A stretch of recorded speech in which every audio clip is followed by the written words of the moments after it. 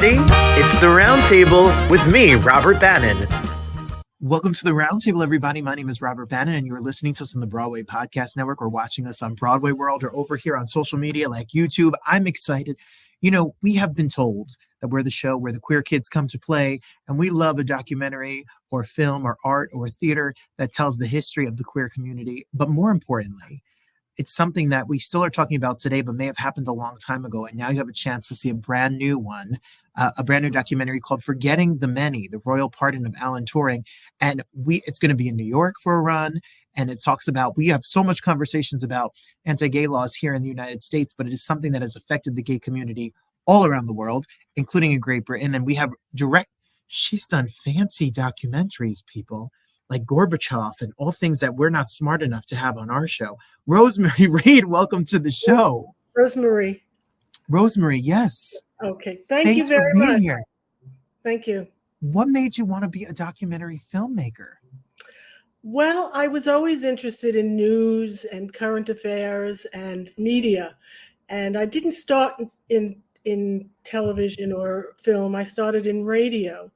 And I worked for the Pacifica Foundation and WBAI in New York City, doing radio documentaries, and also literature that was adapted for radio.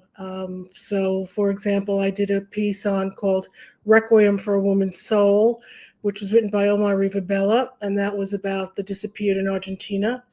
I made another one called I'm forgetting the name of my radio pieces, but it was on Nelson Mandela, and part of my soul went with him. That's what it was called. Another radio drama.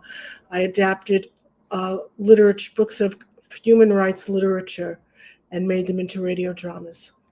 And that's how I started. And then one day, my radio piece was in a radio festival in Parma, Italy. And there I met the head of the Corporation for Public Broadcasting, who was on my trip. And I just happened to say I was interested in doing film. And he said, well, what? And I said, well, I got an in into Gorbachev. I'd like to do a piece on his life. And before I knew it, I had the money. And that was how it began. It's a good thing it was a good piece. What's funny is that's the hardest part for a lot of people, is getting the money, getting the financing, and to get something made. You live, literally, you're a person. I read a little bit about you. You're around the world. You're in New York. You're in Europe. You're shooting literally around the world. So when something like this film is about to be shot, how do you get involved in it? Is this your baby? Did you come up with the idea? Do you do the research? What is the role that you play? I wear many hats. I was working on women in science for about, I guess I started with the Sloan Foundation grant that they gave me a number of years back. And I was researching. And as you research women in science, men in science come up, So I read about Alan Turing, but I knew I couldn't do anything about him because he was a man in science and I was interested in women in science. But as the years went by, I kept reading about him and learning more about him. And then I learned about what happened to him under the anti-gay laws, and I was incensed by it. I was incensed by the fact that this was a man who saved the free world, and he still had to have chemical castration. Nobody came to his defense. And this to me was a horror. And then I learned about all the other men who were not as famous as Turing. They didn't get pardons. And it took another 15, 20 years before those men got pardons. And some of them are still not pardoned. So for example, if you had sex in a public toilet and you were convicted, this stays on your record, and it is still on your record till this day. And your life, having sex in a public toilet once destroys your whole life. I think that the crime doesn't fit the punishment, or the punishment doesn't fit the crime. And so I got more and more incensed about it. And then I learned about people in England like Peter Tatchell, who I immediately called, and he was very receptive and very kind and open to me. And I guess he researched who I was too, because he wasn't going to just trust me to make such a film. And after we started working together, he introduced me to Rachel Barnes, who is Turing's great niece, and she's in the film, and her mother is in the film. and we worked together, and we remain very good friends to this day. And that's how it started. So it's amazing to me because reading your press release, and I just got a link to sneak peek this film today before I get to talk to you. So I look forward to watching with my partner. In 1885, the British law criminalized homosexual acts as gross indecency, which is very similar. The United States had laws. States still in this country have issues with homosexuality, but what we don't know about it here in the United States, because we have our own issues here. I never knew that England had these laws and the extreme punishments that people had for acting on them. Yeah, and it began under King Henry VIII in 1533. Those were the first laws, that anti-gay laws, and they were, of course, horrific in those times. But in 1885, what was really interesting about that law, I'm not an expert on the law, but I can tell you this, that with that 1885 edict, if you were a gay man, and even if you were holding somebody's hand or whatever, sharing a coffee or something, if you were even suspected of being gay, of being homosexual, you could be thrown in prison. You didn't have to be caught in the act of buggery or anal sex. It could be something fleeting. And that one, sorry, but I turned it off. Yeah, so that was the thing about the 1885, and it started, of course, the ball rolling.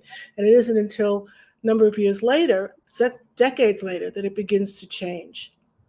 Well, it's amazing because I was reading in 1967, partial decriminalization happened, but then it wasn't until 2003. Right, that was totally changed. That's right. It's right. It's like I was always shocked when I did a film on Irene Curie, the daughter of Marie Curie.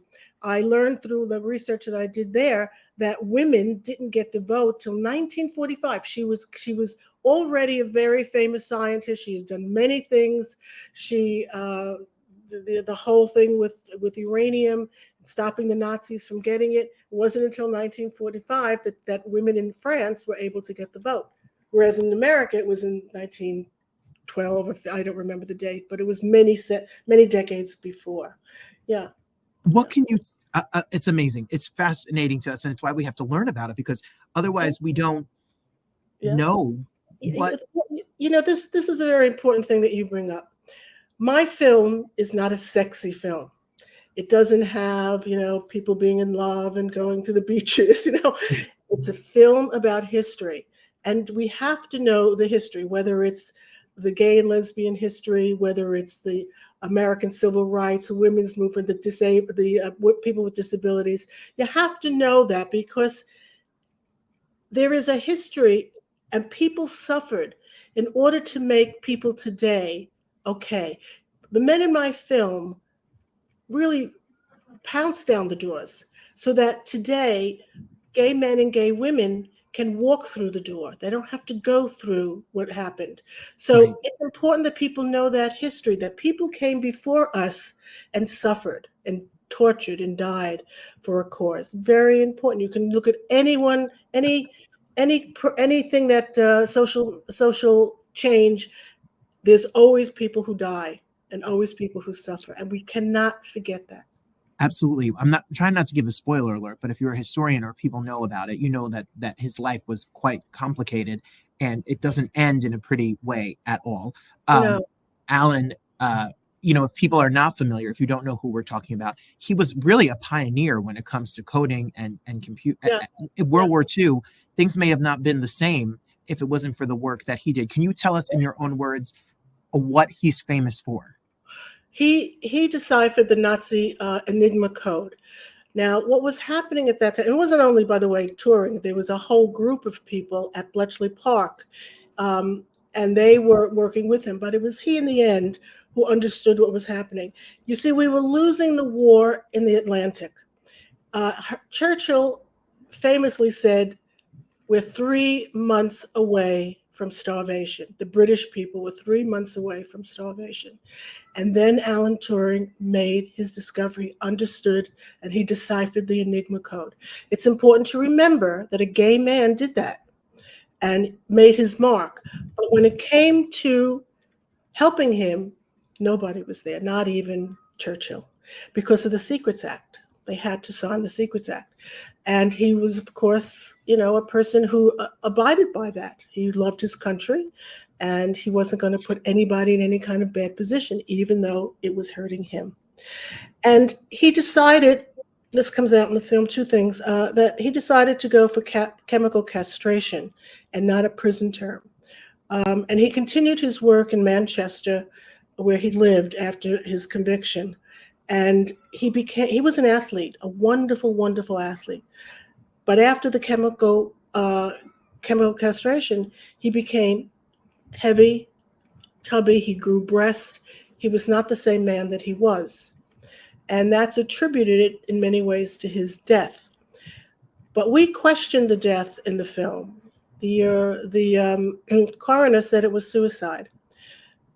But the apple next to his bed was never tested for cyanide. If there was no cyanide in the apple, then how did he die? Well, he was also doing many experiments, chemical experiments, and he was doing one the day that he died. Could he have put his finger in his mouth that had cyanide on it? Very possible. His mother warned him many, many times, Alan, be careful. You're like an absent-minded professor, my words, but you could cause yourself a lot of harm if you're not careful. So we don't know. The coroner went on to say something that showed his own prejudice. We found the article in an old newspaper, and we see that the coroner was pretty prejudiced against gay people. And so he didn't conduct the rest of the autopsy. So we never know, we will never know if that apple was free of cyanide or filled with cyanide. We would just never know. So his family, we also say this in the film, his aunt rather, said it's not in stone that he died by suicide. There's still many questions, and it will remain a question because we'll never know. Wow, it is made for a movie. The story is made for a movie. I mean, you have somebody who is a code breaker, who helps defeat the Nazis, who goes on to be punished for his personal life, who he loves. I'm sure your story deals with, he was engaged, he comes out, he had a very colorful life, it seems, for someone who you would think is a code breaker, math genius, doesn't seem as juicy as you say, as you would think it is. We don't deal with his engagement at all. Okay. We only dealt with, we would have had it been a 2-hour film, but it's not a 2-hour film. We tried to stick with the main issues of the day, the men themselves, which is primarily the film. But we include information about his life, what he did in World War II, how he saved the battle in the Atlantic. We show pictures of the Enigma machine, which is really very interesting by itself. And we talk about his death, but we also end on a very high note. We end with happiness. That all these things went on, but so many changes for the LGBT community have come into play, and that's important. So, and everyone in the film said, "Oh, can I have a picture of myself in the film?" And I said, "Yeah, what a great idea." And so I took the editor, the cameraman, this, that, all in the film at the end over the song La Bamba.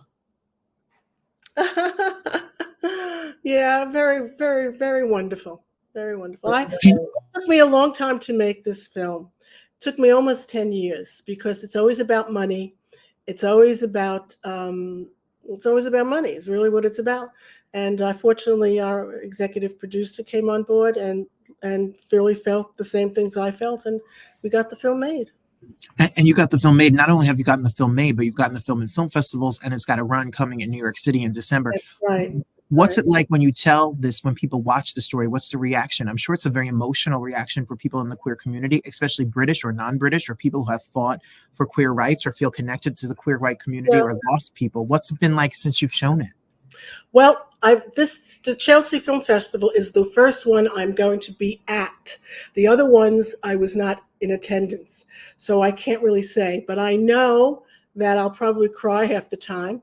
I hope that people are affected by it in a really positive way. A friend of mine who did a review for the film said, "You'll be a hero to many."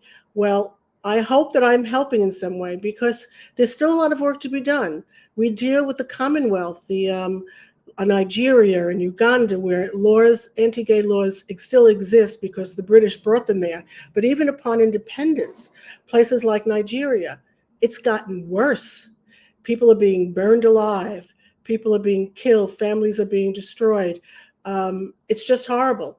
And this needs to be looked at. And it's happening all the time in many of the countries. I'm not saying all because I don't know, but many of the former Commonwealth countries have been really, really damaged, and the wars are worse. And the other thing that's very interesting is that after independence from many of these countries, the American evangelicals went into these countries, and through corrupt heads of churches and politics, paid off a lot of these people. And so you have these anti-gay laws more and more.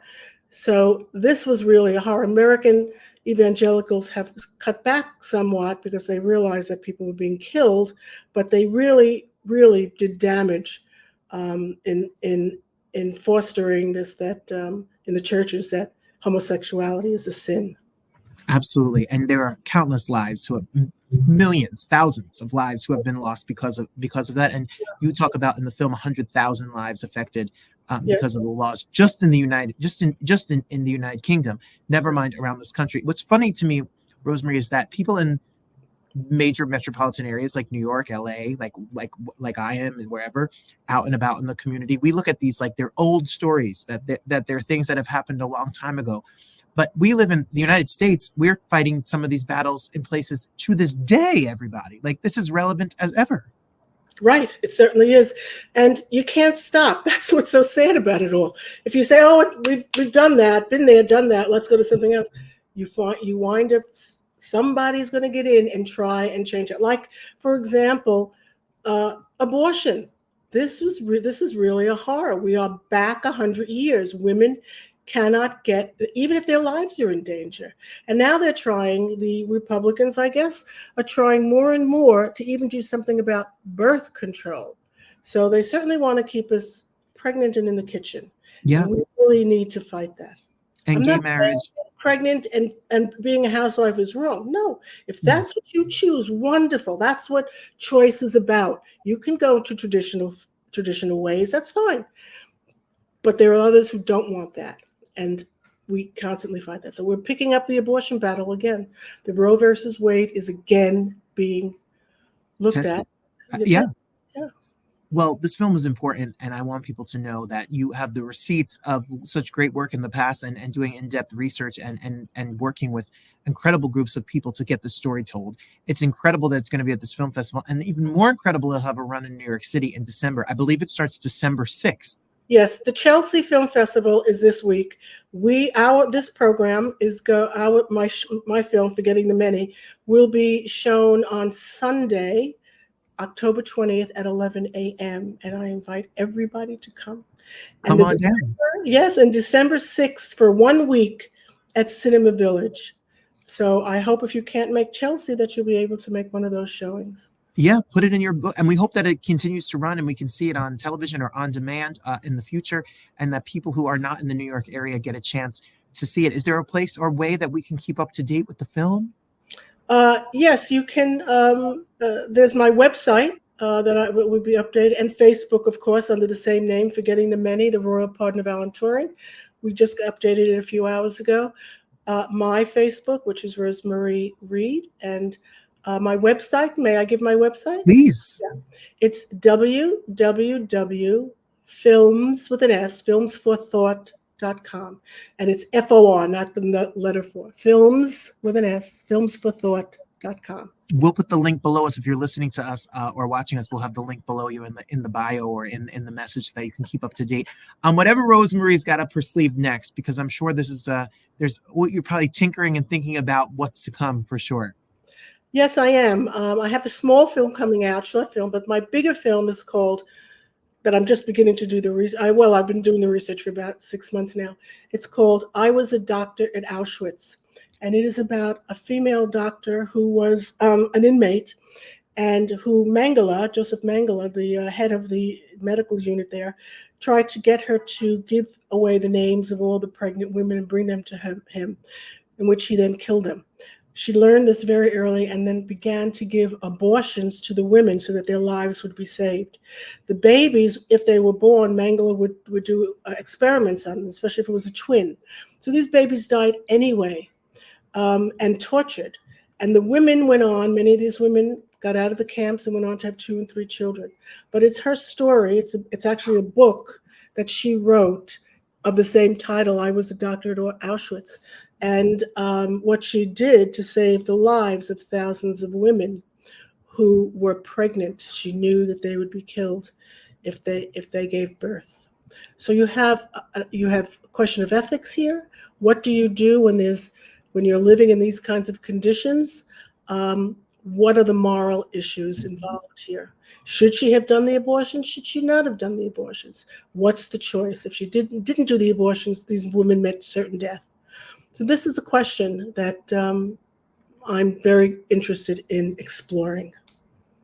Well, we're very interested to watch, and we're very grateful for you putting out the work and asking the questions and putting this on film, because these are tough topics to handle, and you do it with grace, and you do it with such a journalistic integrity and giving sides to the story, and we don't get that very often. So thank you so much for putting in the work and the countless hours and time you do to make these films. Thank you very, very much. I appreciate it. We look forward to, if you're this month at the film festival or in December, make sure you check it out. Look below. We'll have all the information about how you can check out the film. And thank you, Rosemarie, for spending some time with us. Congratulations. Thank you very much. It was a pleasure.